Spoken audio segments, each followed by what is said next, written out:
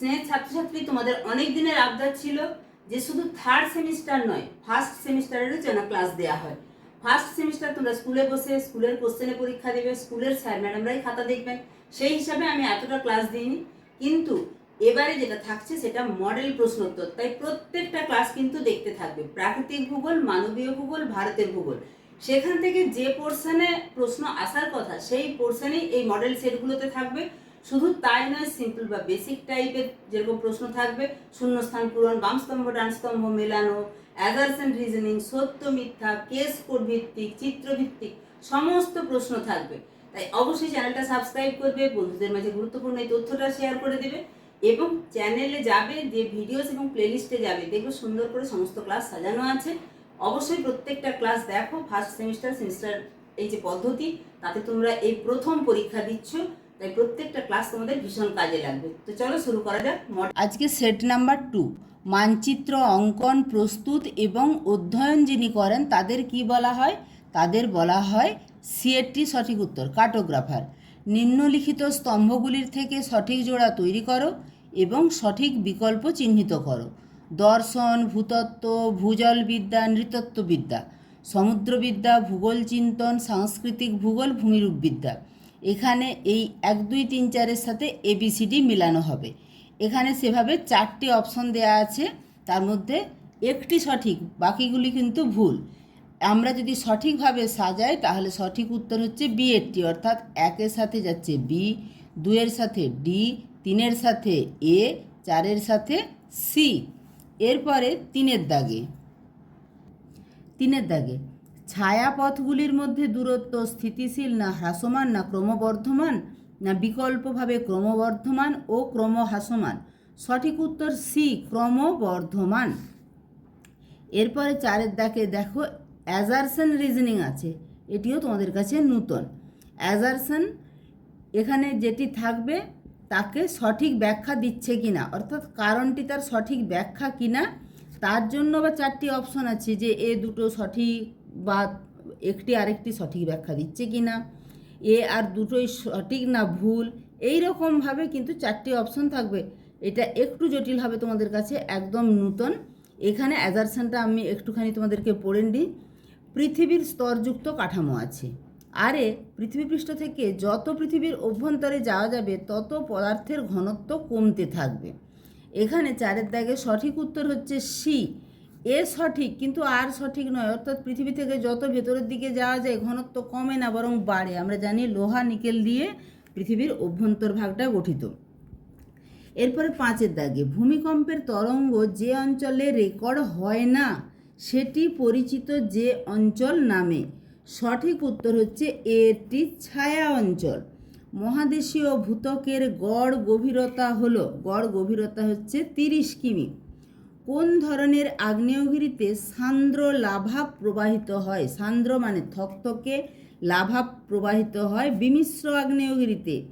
Dash যন্ত্রের দ্বারা ভূমিকম্পের গতিবিধি রেকর্ড করা হয়? 8-এর সঠিক উত্তর, যেখানে যে অপশনগুলি আছে, সিসমোগ্রাফ। যে ধরনের শক্তির মাধ্যমে মহাদেশ গঠিত হয় সেটি হলো 9-এর দাগে সঠিক উত্তর এ, অন্তর্জাত শক্তি। এরপরে আমরা চলে যাব 10-এর দাগে। নিম্নলিখিত কোনটি সুনামির জন্য দায়ী নয়? 10-এর দাগে সঠিক উত্তর মৃত্তিকা ক্ষয় সুনামির জন্য দায়ী নয়। এখানে দেখো 11-এর দাগে একটি ছবি দেয়া আছে। এখানে নিম্নলিখিত কোন বায়ুমণ্ডলীয় স্তরে ওজনের ঘনত্ব সর্বাধিক? দেখতে পাচ্ছ লেয়ার 1 2 3 4 করা আছে। 11-ই যে সঠিক উত্তর সেটি তোমরা সবাই জানো যে স্ট্র্যাটোস্ফিয়ারে ওজোন স্তর, তাই সঠিক উত্তর বি। 12-এর দাগে বায়ুমণ্ডলের কোন যুগ্ম স্তরে উচ্চতা বাড়ার সঙ্গে সঙ্গে উষ্ণতার বৃদ্ধি হচ্ছে? এই চিত্রটি থেকেই কিন্তু এই প্রশ্নটি। এর পরের প্রশ্নটিও দেখো এই চিত্র থেকে, ফলে এই চিত্রটি ভালো করে জানবে। ট্রপোস্ফিয়ার, স্ট্র্যাটোস্ফিয়ার, মেসোস্ফিয়ার, তারপরে কিন্তু উষ্ণতা বাড়ছে থার্মোস্ফিয়ার। তাহলে উচ্চতা বাড়ার সঙ্গে সঙ্গে উষ্ণতা কোথায় কোথায় বাড়ে? স্ট্র্যাটোস্ফিয়ার অর্থাৎ 2 নম্বর স্তরে এবং থার্মোস্ফিয়ার অর্থাৎ 4 নম্বর স্তরে। অর্থাৎ সঠিক উত্তর 12-এর দাগে হচ্ছে এ, 2 এবং 4-এর মধ্যে উষ্ণতা বাড়ে।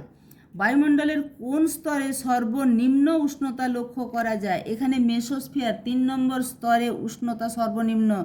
এখানে উল্কাপিণ্ড পড়ে ছাই হয়ে যায়, তাই লেয়ার 3 হচ্ছে উত্তর। সামুদ্রিক লবণ, ধূম্রকণা মানে ধোঁয়ার কণা, সূক্ষ্ম মাটি, এগুলিকে একসঙ্গে কি বলা হয়? 14 দাগের সঠিক উত্তর হচ্ছে সি, ধূলিকণা। ওজোন স্তর বিনাশের জন্য সর্বাধিক কোন গ্যাস দায়ী? 15 দাগের সঠিক উত্তর, এখানে 4টি অপশনের মধ্যে ক্লোরোফ্লুরোকার্বন। এবারে চলে যাব 16 দাগে, অর্থাৎ পার্ট বিতে আমরা ঢুকছি। পার্ট এ প্রাকৃতিক ভূগোল থেকে তোমরা দেখছো বিভিন্ন ধরনের প্রশ্ন মিলিয়ে কিন্তু 15টি, অর্থাৎ সিম্পল বা বেসিক টাইপ, ডান স্তম্ভ, বাম স্তম্ভ, অ্যাজারশন রিজনিং, চিত্রভিত্তিক, সব কিছু মিলিয়েই 15টি। এরপরে আমরা চলে যাব মানবীয় ভূগোলের প্রশ্ন থাকবে, সেখানে প্রথম প্রশ্নেই আছে অ্যাজারশন রিজনিং। অ্যাজারশন রিজনিং তোমরা ক্লাসেও দেখেছো, আমি করিয়েছি, তাছাড়া আগে যে পার্ট এ সেখানেও পেলে। এখানে দাবি অর্থাৎ অ্যাজারশনে বলা আছে সাংস্কৃতিক ভূগোলের ক্ষেত্রটি মানবীয় ভূগোল ক্ষেত্রের অন্তর্গত, কারণ মানবীয় ভূগোল সাংস্কৃতিক ভূগোলের উপর হস্তক্ষেপ করে। এখানে একই রকমভাবে যে দুটি ব্যাখ্যা সঠিক, একটি অপরটি সঠিক ব্যাখ্যা দেয় কি না, দুটি ভুল কিনা, দুটিই সত্য কিনা, দুটিই মিথ্যা কিনা, এইভাবে অপশনগুলি আছে। 16 সঠিক উত্তর হচ্ছে এ, দাবি, কারণ দুটিই সত্য, অর্থাৎ এটিও সত্য এটিও সত্য, এবং কারণের সঠিক ব্যাখ্যা হলো দাবিটি। 17তে কোন ধারণাটি স্টপ অ্যান্ড গো ডিটারমিনিজম নামে পরিচিত? 17 সঠিক উত্তর হচ্ছে নব্য নিয়ন্ত্রণবাদ। 18 দাগে নিচের কোনটি মানবীয় ভূগোলের আলোচনার ক্ষেত্র নয়? সঠিক উত্তর হচ্ছে সি, ভূসংস্থান। এরপরে আমি এটা রিডিং পড়ছি না, এইখান থেকে প্রশ্ন কিছু থাকবে, এটাকে বলে কেস কোড ভিত্তিক প্রশ্ন। 19 থেকে 21, অর্থাৎ দেখো এখানে 19, 20, 21 এই প্যারাগ্রাফ থেকেই প্রশ্নগুলি হয়েছে, এবং এখানে যে প্রশ্নগুলি আছে তার উত্তর তোমরা এখানে পাবে। এইখানটা আমি পড়ে নিয়েছি, তোমরা পড়ে নিবে ভালো করে। মূলত যেটা বাজার বাগান কৃষি তার উপর ভিত্তি করে প্রশ্ন। 19 দাগে কোথায় বাজার বাগান কৃষিকে ট্রাক ফার্মিং বলে? ওখানেই উত্তরটা আছে সি, আমেরিকা যুক্তরাষ্ট্রে। 20তে নিম্নলিখিত বিবৃতিগুলির মধ্যে বাজার বাগান কৃষি ও হর্টিকালচারের মধ্যে কোনটি সঠিক নয়? সঠিক উত্তর হচ্ছে ডি, এই ব্যবস্থা বিস্তৃত অঞ্চল জুড়ে সংগঠিত হয় এবং অনেক দূর পর্যন্ত হয়, এটি সঠিক নয়, মানে এটি ভুল, কিন্তু এটি হবে উত্তর। এখানে বলেছে কোনটি সঠিক নয়, কোনটি সঠিক নয় সেটি কিন্তু ভালো করে দেখবে, না হলে কোনটি সঠিক সেটি চোখের সামনে ধরা দিবে, তোমরা সেটি উত্তর দাগ দিয়ে চলে আসবে, কারণ এই টিউলিপ কথাটা প্যারাগ্রাফের মধ্যে আছে, সেটা হবে না কিন্তু। এরপরে আমরা চলে যাব পরের দাগে, কোন ফুল নেদারল্যান্ডের বিশেষত্ব? 21 সঠিক উত্তর হচ্ছে টিউলিপ। 22 দাগে ড্যাশ অঞ্চলে বসবাসকারী আদিবাসীরা শিকার করে বেঁচে থাকে? সঠিক উত্তর হচ্ছে খুব শীতল এবং অত্যন্ত উষ্ণ জলবায়ু অঞ্চলের আদিবাসীরা শিকার করে বেঁচে থাকে। সব থেকে আদিম থেকে শুরু করে সব থেকে আধুনিক পর্যন্ত নিম্নলিখিত প্রাথমিক যে কার্যক্রম সেগুলিকে সাজাও। বাণিজ্যিক পশুপালন, যাযাবর পশুপালন, শিকার সংগ্রহ, গৃহপালিত পশুপালন।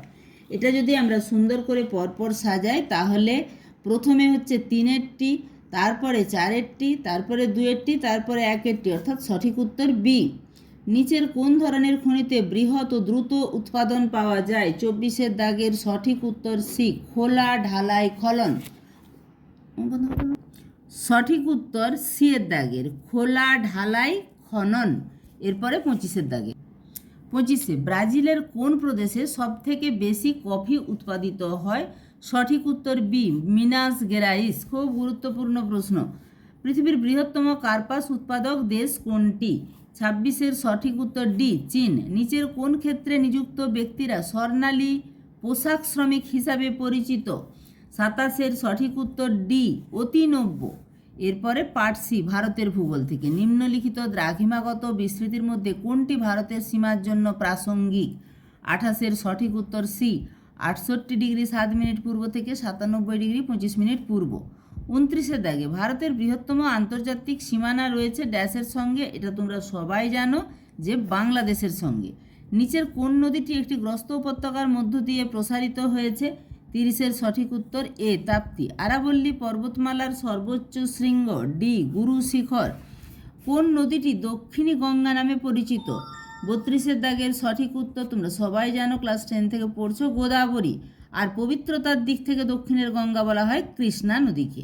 এরপর একটি চিত্রভিত্তিক প্রশ্ন, এই ছবি থেকে প্রশ্ন আসছে, সেই প্রশ্নটি তোমাদেরকে দেখে উত্তর করতে হবে। প্রদত্ত মানচিত্রে এ হলো ভারতের একটি গুরুত্বপূর্ণ ভূতাত্ত্বিক বৈশিষ্ট্য। এখানে দেখতে পাচ্ছ এ বি সি। এই যে ভূতাত্ত্বিক গুরুত্বপূর্ণ বৈশিষ্ট্য, এটি কোন ভূমিরূপকে চিহ্নিত করে? নীলগিরি, না পশ্চিমঘাট, না রাজমহল, না সাতপুরা পর্বত? 33-এর সঠিক উত্তর তোমরা এখানটা জানোই যে সাতপুরা পর্বত। 34-এর দাগে প্রদত্ত মানচিত্রে বি, এই যে বি হলো ভারতের একটি গুরুত্বপূর্ণ নদী, এই নদীটির নাম কি? এখানে যে নদীটিকে দেখা যাচ্ছে বি, এখানে কিন্তু এতেও একটি নদী আছে, এতে একটি পর্বত আছে, বিতে একটি নদী আছে। তোমরা একটু খুব ভালো করে চিত্রটি দেখবে, খুব সহজ, ভারতের পোর্শন থেকে। এখানে এটি হচ্ছে কাবেরী নদী, অর্থাৎ ডি হচ্ছে সঠিক উত্তর। 35-এর দাগে সি, এই যে সি কোন উপকূল? প্রদত্ত মানচিত্রে সি হলো ভারতের একটি উপকূলীয় সমভূমি, সেখানে একাধিক কয়াল রয়েছে। উপকূলীয় সমভূমিটির নাম কি? 35-এর দাগে সঠিক উত্তর হচ্ছে এ, মালাবার উপকূলীয় সমভূমি। এভাবেই কিন্তু পরপর প্র্যাকটিস সেট চলতে থাকবে। এখানে একটা জিনিস দেখে নাও, এই রকমের এই যে 1 থেকে 35 প্রশ্ন পড়লাম, তোমাদের যেটি সঠিক উত্তর হবে সেটি, একের দাগে যেটি সঠিক সেটিকে গোল ভরাট করতে হবে, বিয়ের দাগে যেটি সঠিক সেটিকে গোল ভরাট করতে হবে। এভাবে 35টি দাগে এবিসিডি থাকবে, যেটির উত্তর সঠিক সেটিতে তোমরা গোল দিয়ে ভরাট করবে। এভাবেই কিন্তু কম্পিউটারে খাতা দেখা হয়। যেহেতু তোমরা 11-এ প্রথম সেমিস্টার সিস্টেমে পরীক্ষা দিচ্ছ, তাই পুরো প্রশ্ন সেটটা দেখালাম। এইভাবেই প্রশ্ন সেট পরপর পরীক্ষা পর্যন্ত চলতে থাকবে। প্রত্যেকটা ক্লাস দেখো এবং অবশ্যই চ্যানেলটা সাবস্ক্রাইব করে নোটিফিকেশান অল করে দিও এবং বন্ধুদের মাঝেও এই গুরুত্বপূর্ণ তথ্যটা শেয়ার করে দিও যে এই চ্যানেল থেকে কিন্তু সমস্ত ক্লাস প্র্যাকটিস সেট যেটা পরীক্ষার জন্য খুব কাজে দেবে সেটা দেয়া থাকছে।